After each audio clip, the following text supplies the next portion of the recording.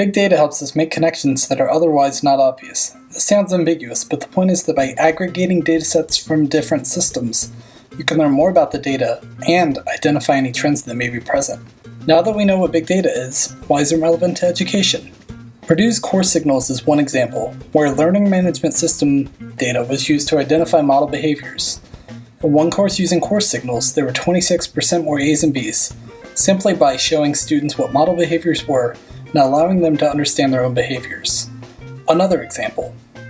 If the data show that students who have graduated from rural school districts and scored under 28 on the ACT perform poorly in Chemistry 2100, shouldn't we steer them into a course that is better aligned for their success?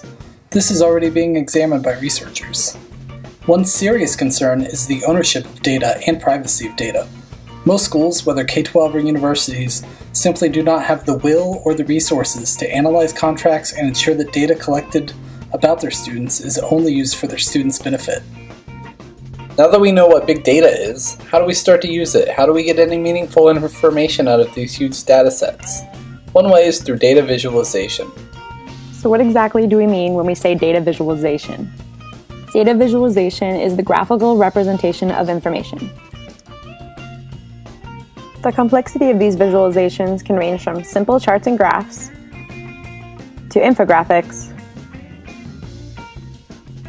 and beyond. Data visualizations can help you communicate your message faster,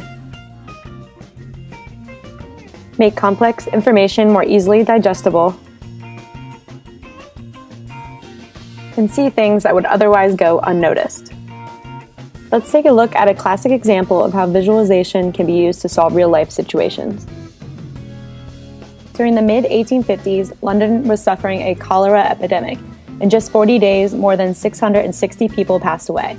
In an attempt to discover what was causing these deaths, Dr. John Snow took the map of London and made a mark at the location that each person died. Visualizing this data made it so they could narrow down the source of the cholera to one water pump that was supplying most of the affected areas with water. Without Dr. John Snow's graphical representation of this data, London would have lost significantly more lives. Data visualization is a very powerful tool that can be used by both instructors and students.